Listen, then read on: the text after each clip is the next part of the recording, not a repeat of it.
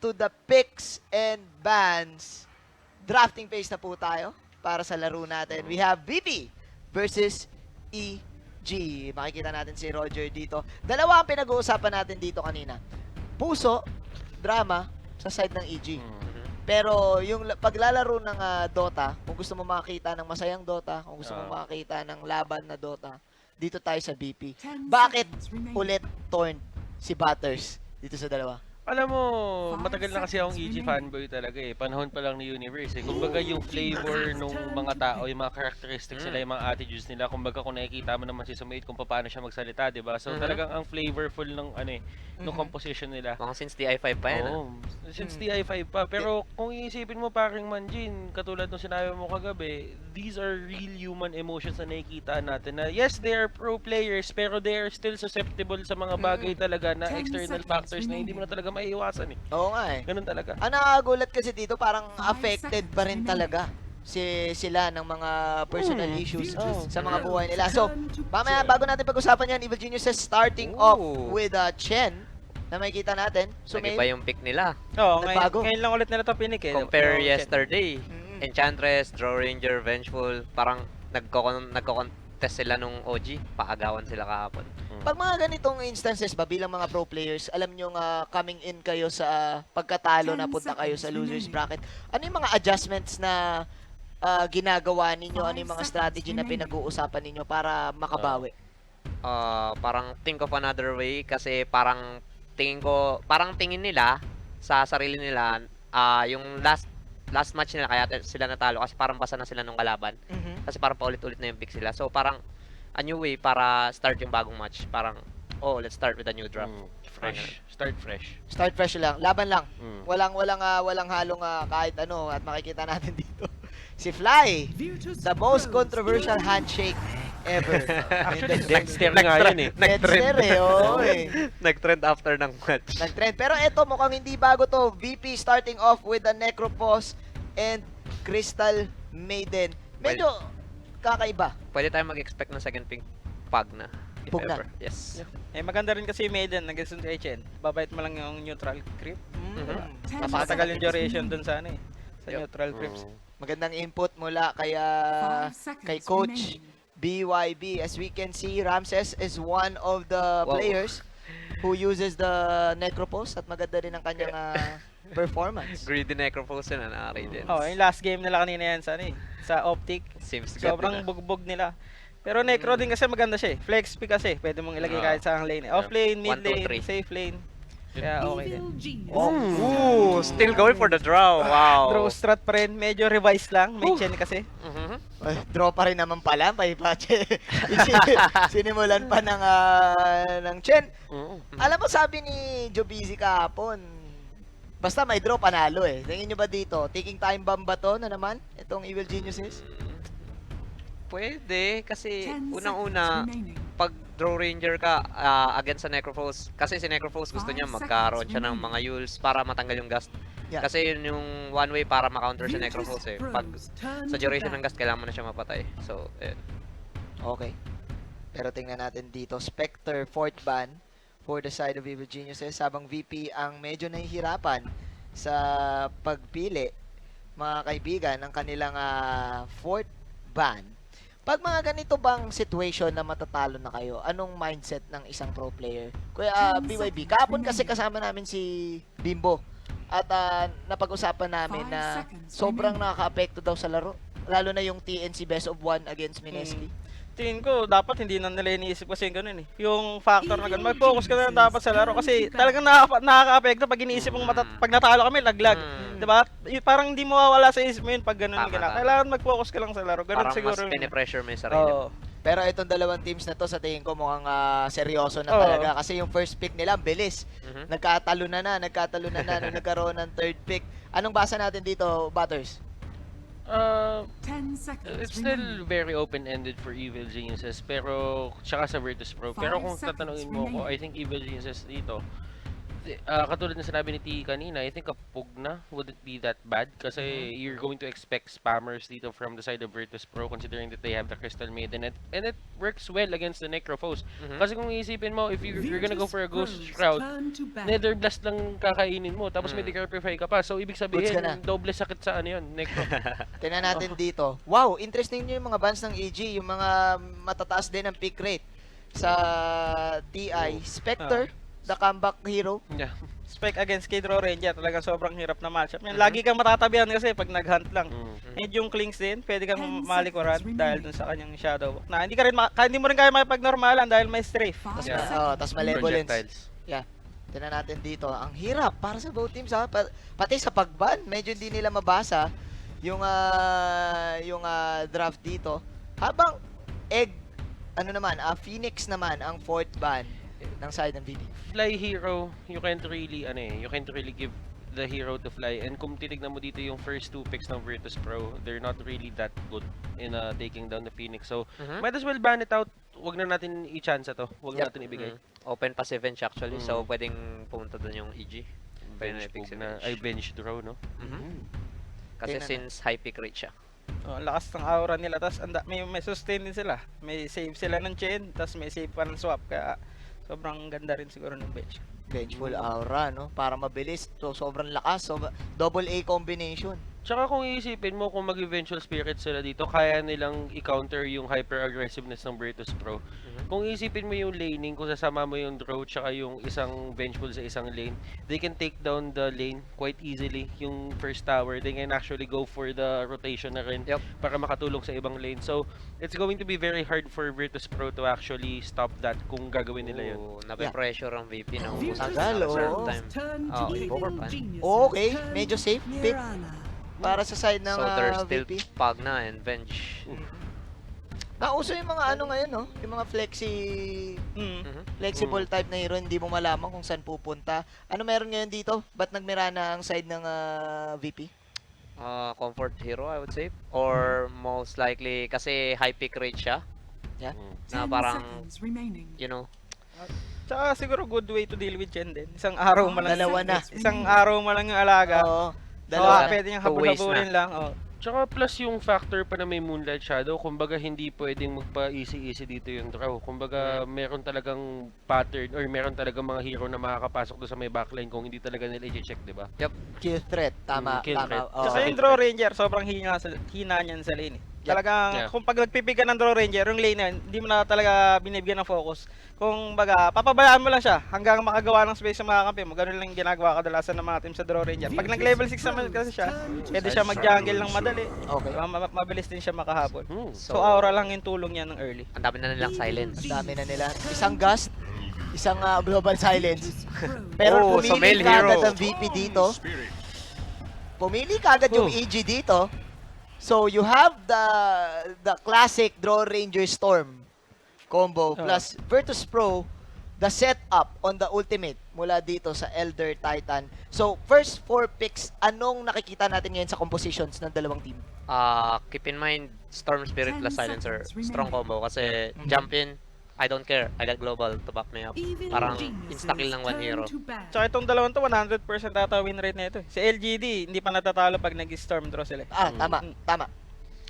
And one of the factors din kasi na kailangan mo tignan dito for the side of Virtus Pro is they don't really have a good catch for the Storm. I mean, Unless Reaper ma-frostbite. Sight. Yeah, Frostbite, Reaper Sight. Oh, sobrang hirap nga huliin sobrang nito, hirap, Storm. sobrang hirap huliin ng Storm dito. 10 And seconds if you think remaining. about it, Echo Stomp won't really do much. Earth Yeah. Splitter wala din Five kasi ang dali niyang talunan nun eh. At saka maganda rin tong chain. Kaya naubusan ka naman na pawing ka, tapos mag-TP ba ka sa lane, Oh. full status agad yung Yep. Storm Spirit. Unless tamaan ng Echo Stamp din pana. 10 segundo. 10 Yul Scepter, Yul Segundo. Scepter Yul siguro yung Scepter. papatay sa kanya dito. Pag nagka-Yuls yung either Elder Titan or yung Necro, yun lang yung magandang setup kay Storm. Kasi hindi naman siya mabilis makapag-snowball pag na-Yuls. So yun ba ang priority item dito para sa side ng VP? Siguro kay Elder. Yun Elder. yung kailangan. For Necro as well, kasi sobrang silence. Ano Sobrang dami silence. anong kulang para sa side ng EG dito? For the side of EG, I would say control pa. Kasi kulang pa sila sa control besides sa Storm. Okay. Marami silang silence. Initiator siguro sa EG na medyo frontline. Kailangan nila ng frontline din dyan. Yes, Puro right click eh. Oo. Center, parang okay lang ang center, I think. Kasi kung sabihin mo dito, magbubruskuhan sila, sabihin natin, sige, ma-silence mo sila. Pero the natural order is still there eh. Kumbaga, you can't Kunat really, pa din, you oo. can't really go up against the, the right clicks na mabagawa dito ng Virtus Pro. Yep. So, mahirap para sa kanila. Ooh, Alchemist. Alchemist last ban. And Enigma, speaking of initiator na sinabi ninyo para sa side ng VP. Wala talaga kasing panghuli. Kumbaga, wala naman sila dito yung tipong hero na isang mabilis eh. Lahat yung, sabihin natin, meron silang AoE with the Elder Titan, pero it's still channels. Earth Splitter still channels or still, waits for the Maiiwasan, line. Oh, diba? maiiwasan, So, yeah. madali mo siyang, madali mo siyang makita at madali mo rin siyang iwasan. Katulad sa sinabi mo. Anong iniintay natin dito sa VP din? Kasi yung Mirana and Necropulse, hindi rin natin alam saan lilane to. Medyo flex pick sila Oo. eh. Siguro Pwede. lane dominator na lang dito sa mid eh. Nahirapan mo yung Storm ng early kasi draw ranger pag na. magsasuffer din talaga yan. Pero Yes, pug, pag na. ganda ng pug na. Okay. Off lane, pag na. S for hero. Ang problema lang ng AG dito siguro sobrang squishy nila ng early. Ang lambot. Lahat sila. Ang daming pwedeng plays na gawin ng VP sa early game. And, ay. Pero kapag naka-wipe out sila, pwedeng kahit sobrang tier bilis. 4 na kagad. Mm. Tier 4 na kagad. EG, wala lang silang 10 disable. seconds remaining. No disable and squishy heroes. Ganun lang siguro. Early lalamang yung VP ito for sure. Pero pag nagsama-sama siguro EG, ang hirap banggain. Yep. Dahil may global. What is the next 5 pick seconds for remaining. VP sa tingin nyo for counter dito para sa strat ng EG? Carry? Probably Sumail, Ramses Hero. Mhm. Sa Ramses Hero yung hinahanap ko dito. I don't really think na mas maganda na iwan mo na to kay Ramses tong Necrophos na to. Yeah. Although kung may ibang iniisip mo, Tiny. it's going to be a tiny. Lahat Cause flex. sobrang squishy Oh, kasi. isang combo lang ni Tiny lahat eh. Oh. And no one Tiny. Ang ganda rin ng performance na nung third game nila sa Optic. Yung Tiny niya sobrang dominating. One death lang ata yung Tiny niya doon. Wow. Idagdag ko na din sa mga sinasabi mo, BYB, yung kay Chen na ubos din, pati yung mga creeps dito kay Tiny. So, 3 core heroes countering the Chen onto the lanes. Go! Prediction tayo. Mauna ka na, Batters. I think I'll have to go here for Evil Geniuses. EG. Oh, bleed blue. Paramdam ko they have the mental fortitude to actually weather yung hyper-aggressiveness ng Okay. Virtus Pro. At sabi nga ni BYB kanina, kapag ka nagsama-sama sila, I do think that they have the capability to win the game, to close out the game na mabilis. Hindi dahil fanboy ka. Hindi dahil Hindi fanboy. ba? Walang Ego. No bias, no bias. Ah. Okay. So, para sa akin lang, I would say it's EG because kasi kung hindi sila ma-punish lang sobra sa early game, I think they would get the game easily. Hindi ka rin fanboy. Hindi ako. Hindi ba? So, dalawa na EG, ha? BYB? Ako, VP ako, VP. VP ka. Sige. Nice. Tingin ko, Walang kasi panel curse. super aggressive nila maglaro eh. So, tingin ko mapapunish nila early game. Tiga, yun, ganun lang. Yeah. Ako, kung pipili man ako, siguro, VP na din. Para balance tutu, tayo, di ba? Para walang casters Okay, first. okay. Oh, tsaka, alam niyo naman, pag nagmirana ako, hindi na gaya ng VP. Ayan. So, ayun na nga mga kaibigan, 2-2 po tayo. VP versus EG. Ipasa na natin sa ating mga casters. Pau and Wolf, take it away. Virtus Pro, top of the DPC. Samantala, Evil Geniuses, disqualify sila sa DPC after changing their roster. And then napaka-interesting, it's gonna be Order versus Chaos. Kumbaga, para sa ating finals. So what is this? Quarterfinals matchup? Essentially the quarterfinals. Yes.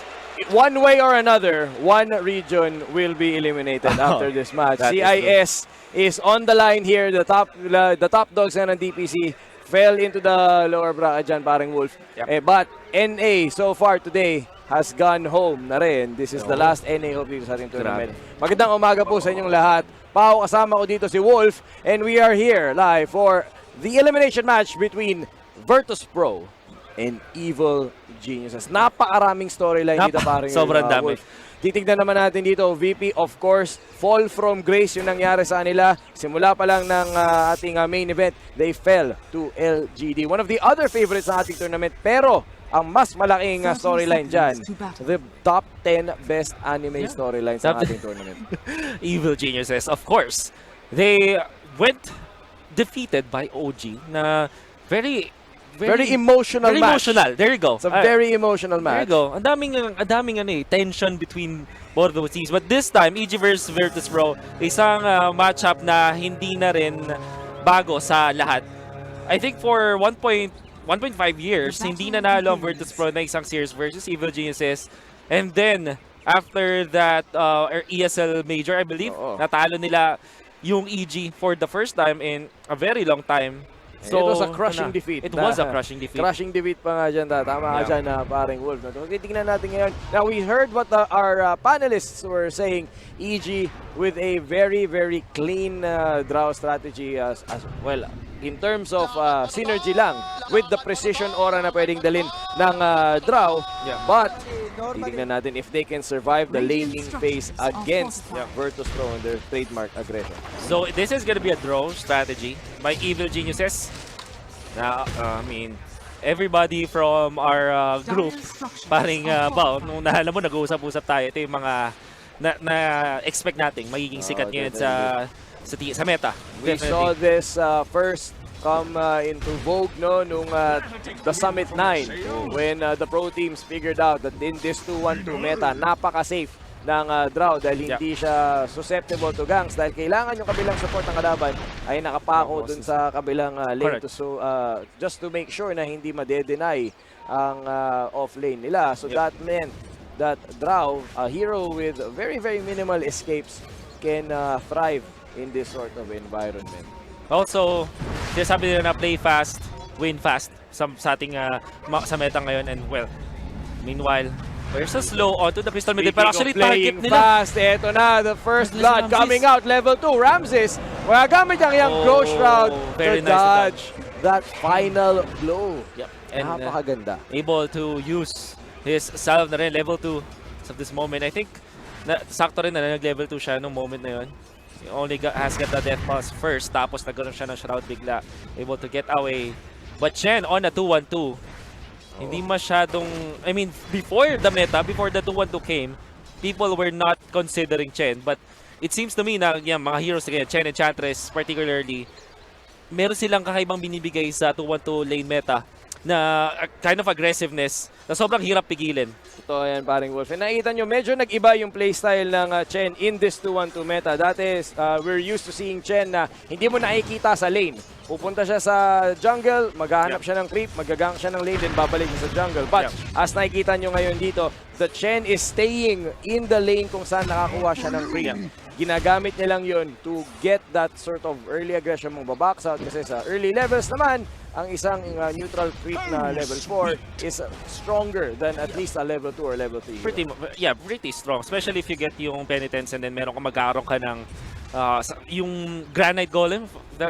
Mud golem. Yan. Napakadaming stuns coming out. Stand, syempre damage. Pero sa tingin mo dito, paring Wolf, sino nakakalamang sa'yo? We heard what the panel was saying. Si BYB in particular was worried sa simula, VP might have a better laning stage kung mapipresyo nila because the draw lineup has to wait for the draw to reach that critical mass kung saan ang taas ng bigay niya na bonuses sa kanyang team using the precision. Oh, to answer that question, I think kung papiliin ako sana maglalaro, I would go for Virtus Pro. Para mas comfortable ako doon. We have the timing to contest the draw, but before that happens, si Solo, TTP lang sa mukha. Ay, Umabot nako, yung yun stun! lang! Dulong-dulo, huli ka Solo! Umatitod si Solo and S4 will draw first blood here as once again, makikita natin the impact of a Chen in the early stages of this fight. Yep.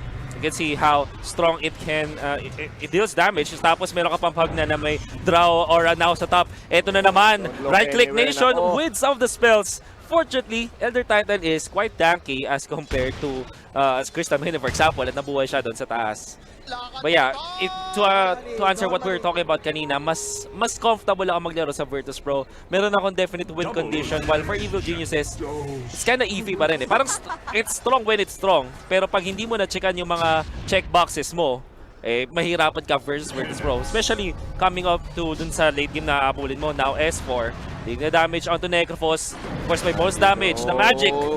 He's going to run out of Ghost Shroud here, Yeah, and the yun na root nga. coming Nako out, po, and this nako is po. going to be a dead Necrophos dito. No, once more. Makakabuhay pa ba? No, he will fall here. And then again, S4 with a kill. Para masahin, I think I am going to agree with the rest of our panel here. I think EG might have a slight advantage dito just because yung win condition naman nila is very, very clear with That's the true. draw.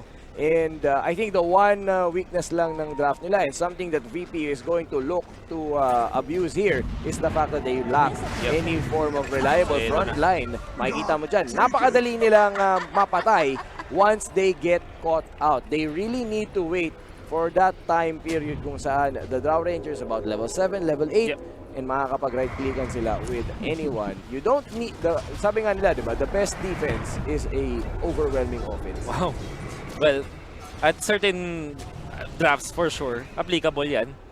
Pero I think pwede mo lang siya ma-apply kung matatapos mo yung laning stage. I mean, as cliche as it sounds, sobrang importante ng laning stage. I mean, every time naman sinasabi natin yon. But in this specific game, kapag yung EG hindi sila nagkaroon ng magandang laning stage for the Draw or the Storm Spirit, or both of them at the same time, doon na sila mahirapan dito because you can see this Tiny will just take off kung lagi silang napipitas dito. Once he gets a Blink Dagger, can close the distance versus these squishy heroes and punish EG for their lack of tankiness, Pero for their ito yung squishiness. gustong gawin ng EG ngayon. This is the peculiarity of the EG brand ng draw strategy. We've seen LGD use the similar strategy. Yung kanila, meron silang frontline care of Chalice. Pero dito naman, S4 acting as an earlier version ng draw. And they're going to take a tower dito at just over 6 minutes of our game. So ina-accelerate na nila dito paring Wolf. And so, Sumail, makikipag one-on-one with no one. Yep. I think yung idea ng Evil Geniuses with pushing with Magna is, di ba last week nila yung Magna, hindi nila sinasabi nila, hindi namin kailangan ng tangke kung hindi namin kailangan ng soaker ng damage. Kasi hindi mo mapipigil yung Nether Blast. I mean, projectiles, pwede mong makita, you can see them coming from a mile away, pwede mong i-contest yung nagbabato nun. But if you have the Pagna na position 3, magbabato lang siya Nether Blast, you can't really stop that. And now this is a problem now for the Necromos. Look at the damage! Penitence, tas may Ghost Shroud na may, Not the best idea to use Decrepify. that. Decrepify is going to amplify the magic damage here, but Ramses will survive the attempt on his life thanks to a timely rotation by his supports. Even though hindi nila napapatay yung Necrovos, ang overall effect nito is to limit the farm of the course of Virtus Pro. As you're seeing right now, hirap yung Necrovos, he is what, top 6? And this is one of those things that we're seeing here in this tournament, paring Wolf. No, Ramses, we're used to seeing such a high caliber of play from him so far in this tournament. But as we've seen sa mga losses so far ng VP, Ramses has not been as dominating as he has been across the year. Now, we're not saying that he's a bad player by any means, but not at all. definitely not the kind of performance you're going to expect from the DPC leader. I think yung problem naman kasi pag DPC leader ka when you're top, alam mo yung argument na they always study you, they have a ton of tapes to study para ma-counter ka, and that's maybe that's probably what they're doing with Ramses now. Crit, big slowdown, masastop yata din siya dito, yun na nga umabot, and solo, Frostbite for sure, nintay talaga yung max duration ng tulog. And there is gonna be the Frostbite. Not likely to survive. Pero nandito si Sumail. Gusto niya kumontra. Si S4 nandito na rin na. Pupulis pang kalawakan nga naman. Nakaisa dito ang Storm Spirit. Sabay takbo. Gusto niya si Roger. Wala siya masyadong mana. Yun nga lang magpapano si S4. Nandito na si No One to go for the defense. Kaso napakagandang Decrepify. He gets away. From downtown. Muntikan lang. Muntikan lang. Napakagandang rotations by both teams. And makikita mo dyan, Sumail undefeated so far. Sa paggamit sa kanyang Storm Spirit and the Storm Spirit Draw combo. Not a traditional combo that you would expect. Not a Bane Mirana na napaka-simple nung kanilang interaction. But very, very strong in the TI8 meta. Just because magagamit mo yung ability ni Draw for the Storm to contribute despite wala pa siyang items. Yun naman ang traditional weakness talaga ng Storm Spirit.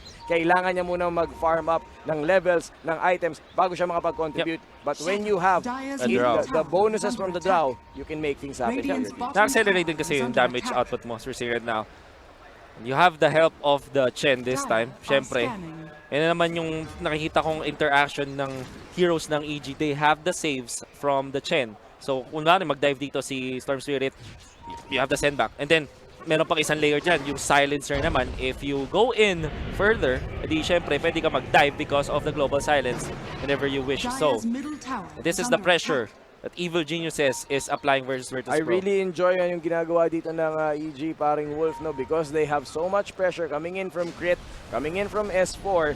Here in the bottom side of the map, we haven't seen any ganks against RTZ here in the top lane on the draw. So that's giving them so much needed time here. Smoke from Virtus Pro. Nagkakitaan na dito sa S4 nga lang. Una makita si Necrophos. But they'll still go for this. Na-slow yung mga members ng EG. It comes no one. Ito na, nag target the Avalanche. But it's not to Crit. Mamamatay yata si Crit. Yun na nga. Pati yata yung silencer dito. Virtus Pro takes 2 in exchange for 1. Across the map, however, makakakuha ng kill si RTZ. So that's very good here for VP because they're going to stop this pushing brigade na nangyayari dito sa baba. But in exchange, they're going to leave Sumail and RTZ farming to their heart's content here. 2K gold lead now at over 10 minutes into our game. It's a 5-6 deficit here in terms of kills. And EG are so far leading in terms of net worth and about to come online. Ito na, S4. Oh, the ghost form is here. Now arrow from downtown will not connect. Fly, napakatapang. Damage and it comes to May. Naririnig ko na! Yun na nga! Dinaanan! At napatay nga dito yung Necrophos. That's Ramsey's down. But in comes the problem. No one is here. Na-frostbite sila dito. Makokontrol ba nila? Pero hindi. Meron siyang gulong pa rin palayo. Si Fly na yata may sakripisyo para dito sa Evil Geniuses. And that is gonna be the exchange. But for the price of a Necrophos, I'm happy to take that trade. Definitely, and VP are going to smoke forward. They know that they need to play catch up here. Every time they've needed to stop the aggression from 3 heroes or 2 heroes from EG, they've needed to commit 2 people. Pero ito, they will catch Crit here. Very, very good para sa kanila. But again, they're leaving the lanes vulnerable here. And they're still trailing in terms of gold. Ramses is not having a very good game so far in this early game. Let's see how they're going to turn this around. Parang free battle yung ginagawa dito ni S4 laban kay Necrophos. Kasi makakuha ka nga naman talaga ng HP tsaka ng konting mana. Para di mo na ako magbaback. Meron naman akong fountain dito. Salve ka muna. Salve, yeah. RTZ though, ito, we're talking about this. They're leaving RTZ to farm. And that is not actually a good move mula sa Virtus Pro. Pero mapapatanong ka, dahil ba to sa mga movements ng supports ng EG kaya nakapag-free farm yung draw? Or is it Virtus Pro letting the draw take off? I think it's the first one kasi tingin ko, if you're Virtus Pro, your top team, alam mo na yung win condition ng draw is to get the early farm and I think it's definitely that tulad nga nasabi natin, S4 and company are constantly pressuring this. Nakikita natin. He's again demanding 3 people on the map para sagutin siya. He will finally go down to a Reaper site. So that means they're going to have more time to now not worry about him. Kada napatay siya ngayon, pwede na silang umalis from the bottom lane, find the pressure elsewhere. So that's going to be their concern. However, there is something to be said na VP, they don't need to panic here even though there is an early advantage coming in. Ito, Torin na naman na makukuha ng EG. They have a way back into the game. As long as no one on the tiny can farm very well, kaya pa rin nilang makipag one-on-one with the Great One dito mamaya. Pwede pa rin nilang talunan later. And speaking of talon, Tiny does have the Blink Dagger. That's exactly what they needed there, paring Wolf. As long as they don't lose too many towers, they can now take back the mid-game away from EG. Perhaps a smoke. And you're gonna wonder, Evil Geniuses, nag-overstay ba sila sa bot? Or is it necessary para doon sa draw? Kasi this time, may only 1 tower, or only 2 towers down if you're EG. With this lead, I mean, you kinda expect more, pero ito na. Mukhang gagalaw na sila doon sa gitna. Time for the 5-man. It's time for the 5-man Pasha. Kung makikita nila, 9 Pasha, saan ka pupunta? The leap, however, he will escape. But the silence is there. Sumail hot on his trail. 1 kill now for EG. And every time, no one! Row 1 in the middle of 3, but the global silence is there. The damage coming in from RTZ and company. Double kill now for Sumail. Out, Sumail. Flashbacks of TI8. Sino ba yung Diyos ng Storm nun? Only one. That is Sumail. Sumail, pinakita niya kahapon. Oh, but they're He not done. caught up. Oh, napakagandang silence dito. Penitence is there. Can they have the damage? I think they will. Yes. They will delete the Necrophos.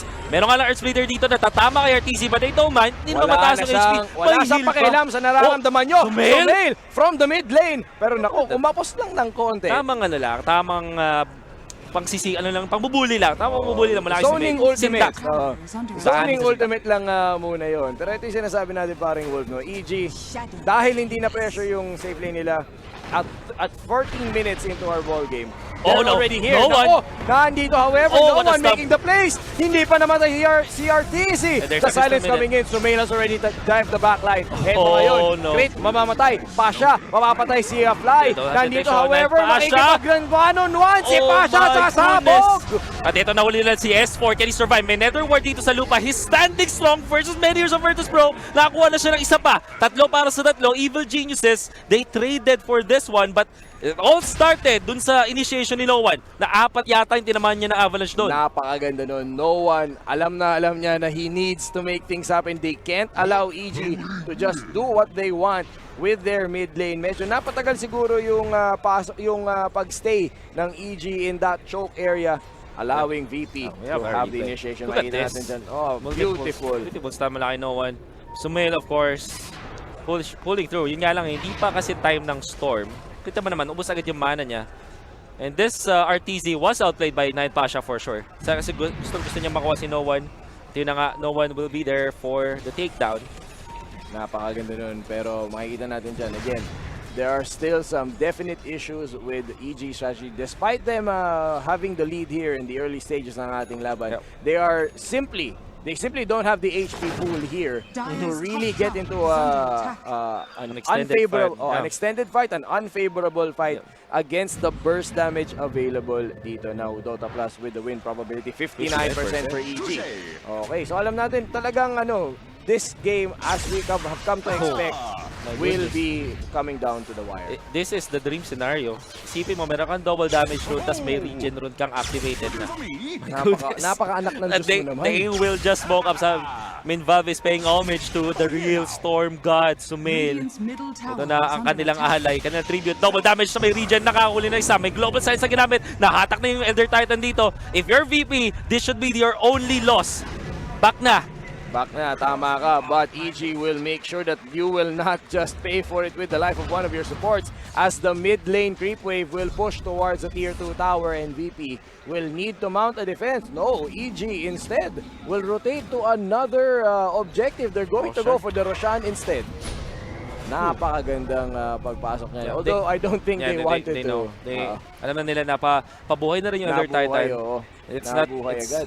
it's not a wise decision to give up a lead like this. And I think they did come just into range dun sa kanilang advanced wards here in the ancient area. Nakita nila meron pumasok sandali. Okay, out na muna tayo.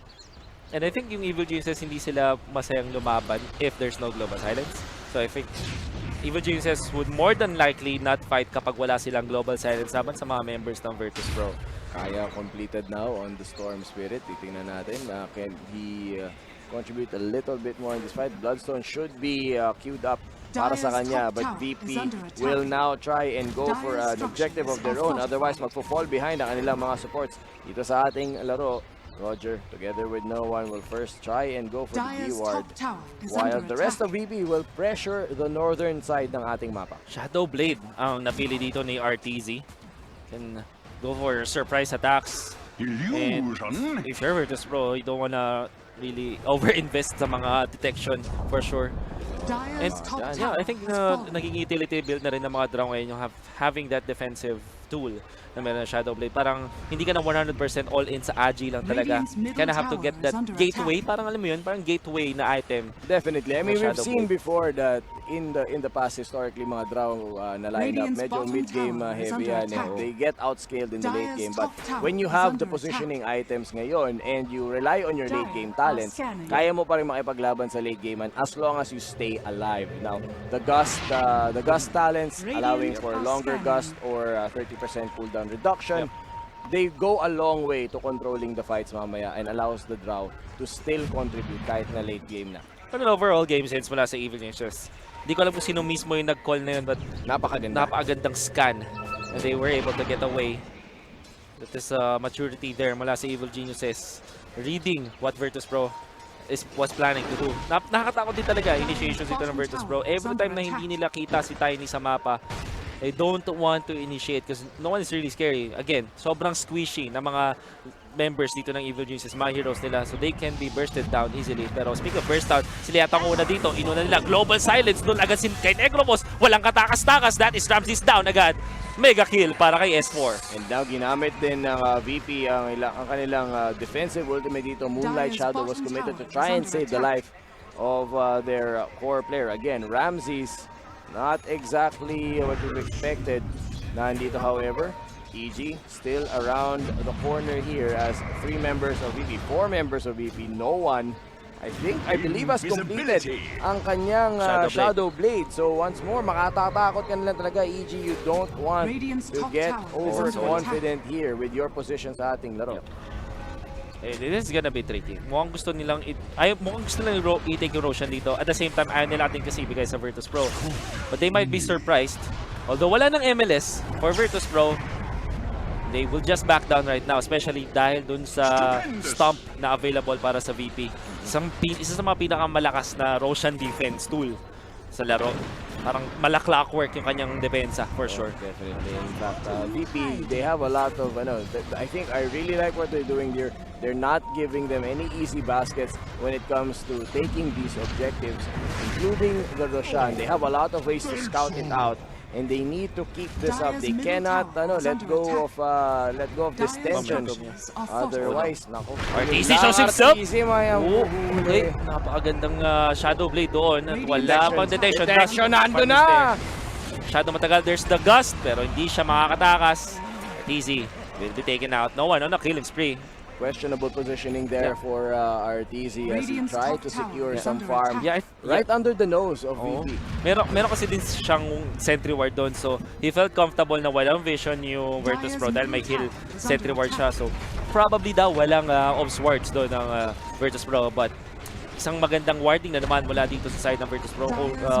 I think solo, ang kanilang warder. He is their soul warder. Yeah, soul warder. Actually, Solo warder. Yeah, there you go. Here in this game, nakita ko yun.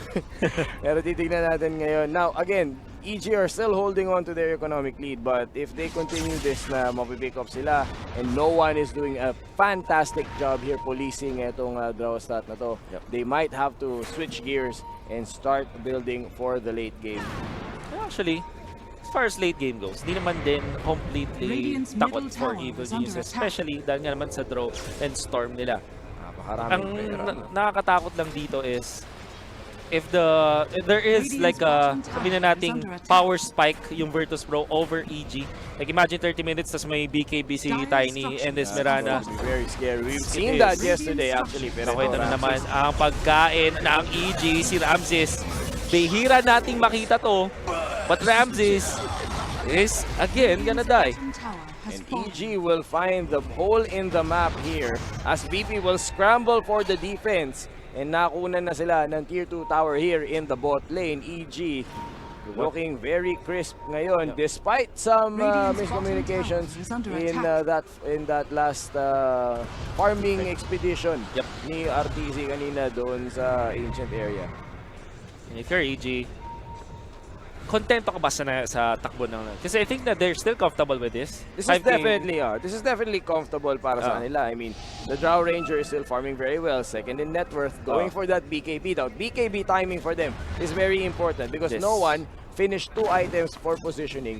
Medyo matatagalan pa siya if he's also playing catch-up. Hinahanap niya palagi kung nasan yung Drow. So, may matatagalan din yung kanyang sariling BKB. So, if mauuna si RTZ dito, it's gonna be very good for them. However, that means they need to dodge this gank. Moonlight Shadow committed and he will be safe enough. Again, ang sabi dito na EG, whenever we don't see no one, relax. Out muna tayo. Kailangan alam natin kung saan exactly si Tiny. And no one is showing from the side of Virtus.pro. Sabi ng EG, it's not worth going out of our way. At yun na nga, na-dodge nila yung gank na yun. 6k gold advantage na Pugna. S4 kanina, the lane dominator in the bot lane will pick up ang pipe of insight here that will protect them, that will go a long way to making sure that they survive the burst from the Tiny. Kailangan lang magsama-sama na sila. It is a draw strategy, so death balling. Nako po, ito na, signal. Ito na yun, kung may green light para mag-go ang EG, ito na yun. Bloodstone, syempre you want as much as possible na makakuha ng maraming charges dito para sa Storm Spirit.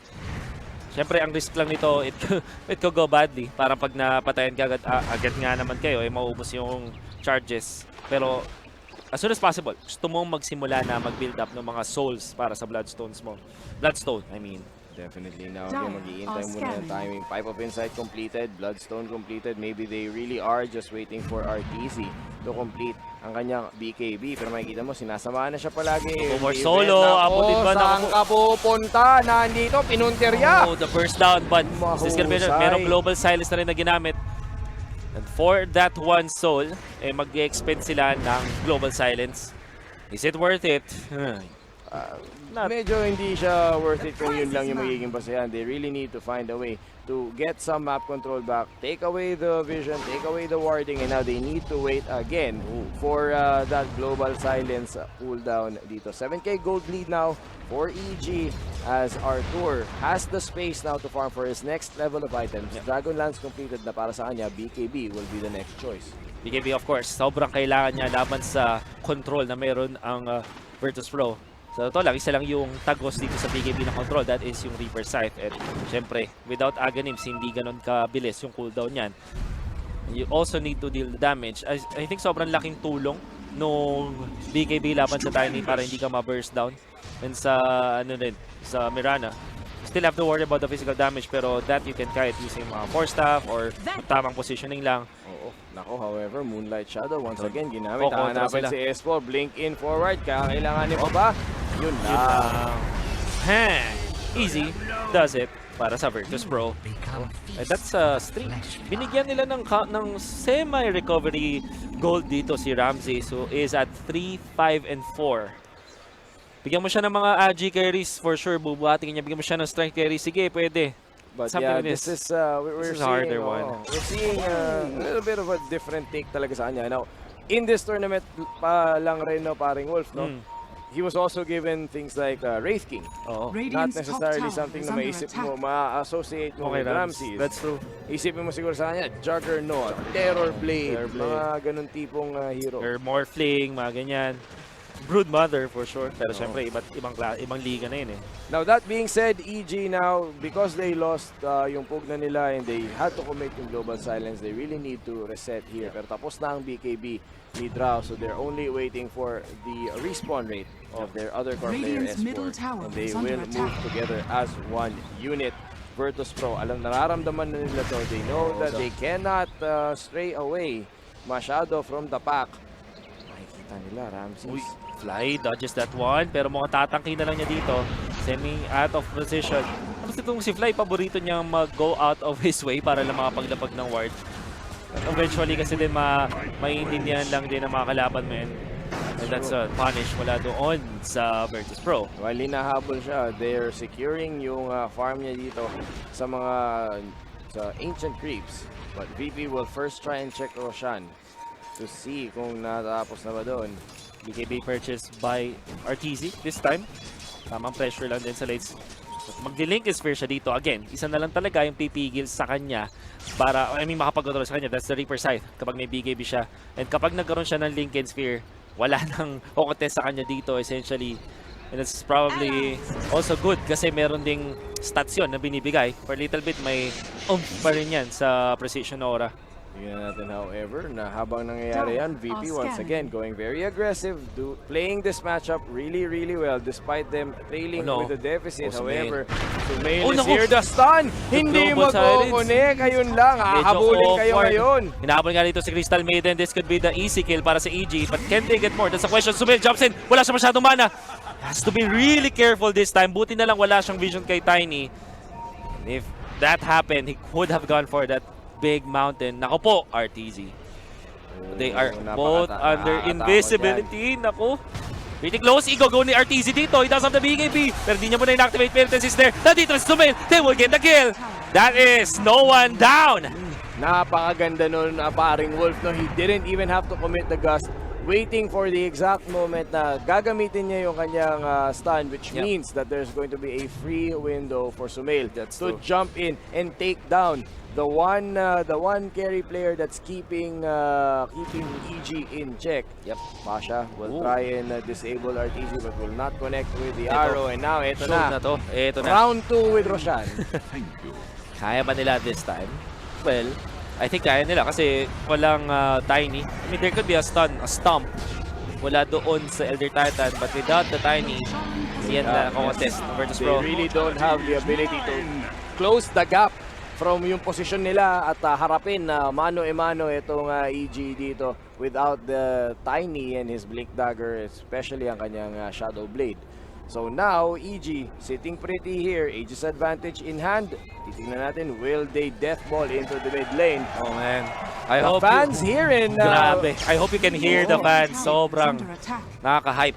Again, it is the great North American hope ang natitira dito. EG is the only North American team left here, but they are well represented with some very charismatic players. Not to mention the only hometown hero remaining, RTZ. The pride of Canada sa tournament na itong buhay pa. And donning the flag of Canada for sure. Looking towards claiming his probably his first TI. Second para kay Sumail. Pero ito, parang Wolf, titignan natin ngayon. Top tower will fall here to the Chen. Mid lane tower in the tier 2 will fall now to RTZ. And ito na nga yung problema para sa Virtus Pro. Hindi nila nabot yung critical mass kung kailan sobrang mas malakas sila against CG. Yung BKB timing sila hindi in sync. Yes, may BKB dito sa Necrophos. Pero yung kay No One kasi wala pa. But you can't blame No One. Sobrang dami niyang kinailangang item in the interim bago siya umabot sa BKB. Dapat niya mag-stop sa Shadow Blade, sa Big Dagger. I don't know if he went for Echo Saber. But if he did, sobrang behind na siya. Laging behind the damage output of Evil Geniuses. I like what EG is doing here, making sure that their positions are constantly hidden in fog of war by warding yung vision ng VP. Kasi ikaw, kung VP ka, anywhere you turn, baka mamaya salubungin ka ng isang malupit na draw strategy. Now, 75% win probability. Dota Plus seemingly does not like. Sabi nga ni Lord Gaben, Oo nga, pero ito na. worth it. Nako, May ito Pasha. gagamitan. Do they have the Pasha style. detection? Will they have the catch? Wala nang mana si Sumail. It And comes this no might be one. a mistake. Pero may BKB dito sa RTZ. The Global Silence committed as well. Nasa si Sumail and he will turn back. Now si Ramses nagtatangke dito with the BKB. Global Silence already out. May Aegis pa yan si Sumail and he will pop it. No one dying just yet mula sa Virtus Pro. Ibig sabihin, wala. Paglaban ba sila round 2? No, without the global silence, it will be a non-committal para sa kanila. They lose the Aegis there, didn't manage to get a kill. Yeah. I don't like the trade for EG doon sa specific moment na yun. Traded ng Global Silence and Aegis for nothing. And pero commendable doon si Nine Pasha. Ice in his veins. Sobrang walang panic. Oh, wala talagang panic. Using the Moonlight Shadow at the best possible time. And that will mean na mabubuhay sila dito sa enkwentro na to. Now, EG, they need to reset now kasi kailangan lang hintayin yung kanilang global silence. And offline. How many times will you stay here and be punished? Pero mukhang may kontra naman ng EG. Is this a bait? Pero sa dito si No One. Pinuntahan niya yung likod. Wala siyang mapapatay nga lang. Na-silence dito si No One. Wala na Tara, siyang TV, combo wala dito. siyang takas. Si Ramses nga lang may nakuha dito. Papas lang nila. Dadamayin na lahat na civilian. VP, kailangan nila umalis. Nandito Oh, na po ang Police Maynila. Kailangan nyo na tumapa. look at The that. Echo Stomp catching out someone. Ito ngayon, Sumail. Round 2 ba? Ramses naka-BKB. But Ang Arteezy, sakit ni hindi Arteezy. mo kayang protektahan ng napana. physical. Is this a counter? Mukhang kukontra sila dito. May stop na kukonekta. Pero pinapayos sila ni Fly. Si Fly masakit na rin. Sumail from downtown takes out the 2. And now si Sumail! Elder Titan sila. Triple kill para kay Sumail. Grabe naman yon. Drive-by shooting here as EG coming out. All bullets flying and now they're going to march into the Tier 3 Sumail. Coming up big there. The buybacks coming up. Ramses together with No One. Can they mount the defense? They don't have the BKBs. It's under a cooldown ngayon. At pag lumapit siya rito, mukhang babasagin ang kanyang mukha. Si S4 na dito rin. Of course, yung draw aura dahil doon sa buyback ni RTZ. Paying dividends for their team. Look at the damage they're dealing. Pero mas maganda sana kung mag-focus for tayo mga chong. They will give up on the barracks. But in comes RTZ. They've done the damage dito, paring Wolf. Exposed outer shrines. Now, gagamitan pa ngayon ng fortification. Oh man, this is bad against S4 though. Kasi hindi mo mapipil. Katulad ito, dalawa yung tinatamaan niya with the Nether Blast. If you're VP now, napaka nakakatakot ang position nyo ngayon. Because if EG decides to fake back and bait you to another engagement, they will have the global silence up and running. Pero eto ngayon, mukhang hindi na muna nila gagawin yun. EG, however, will stay on this side of the river. Alam nila, they are in full control of this matchup. This is their game to lose. This is indeed their game to lose. Tingnan natin kung paano i-approach ng Evil Geniuses yung lead na meron sila.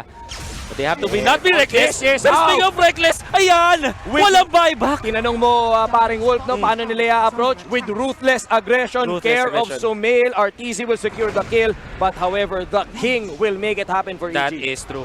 No hesitation. Instant silence agad at the first sign of that Necrophos.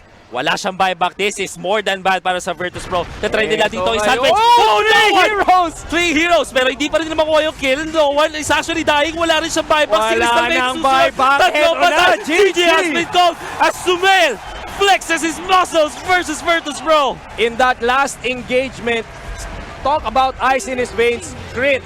Napakagandang hand of God to save a That is team na nakuha ni no one by himself from Wow. certain death. And after that, nirat-rat ng EG, the draw strategy too strong Yeah. in game 1. I did not expect anything less from both of these teams, paring Pao. I mean, sabihin na nating one-sided yung last engagement, but throughout the game, it was pretty close. Napakaganda. Nakita natin, VP understood their position. They knew that no one was supposed to be the person that they will rely on para ibalik sila from the laning deficit. Pero katulad ng sabi nga natin, I thought that EG had the better draft there because Yes. their timing was very clear. Because they had the S4 Pugna, Yeah. hindi mo pwedeng i-pressure si RTZ Yeah. because you will lose an entire lane. Well, mukhang tama yung pala natin. 2-1 yung kanilang boto doon. And Evil Geniuses taking the first game, 1 game away from eliminating VP from Definitely, the pero International. hindi rin talaga natin maka-count out. VP, Yeah, I again, agree. kanina lang, Optic, they took the first game, they rallied back and took it Yeah. down to 1. Tignan natin, what will our panel have to say? Yeah. Guys, take it away.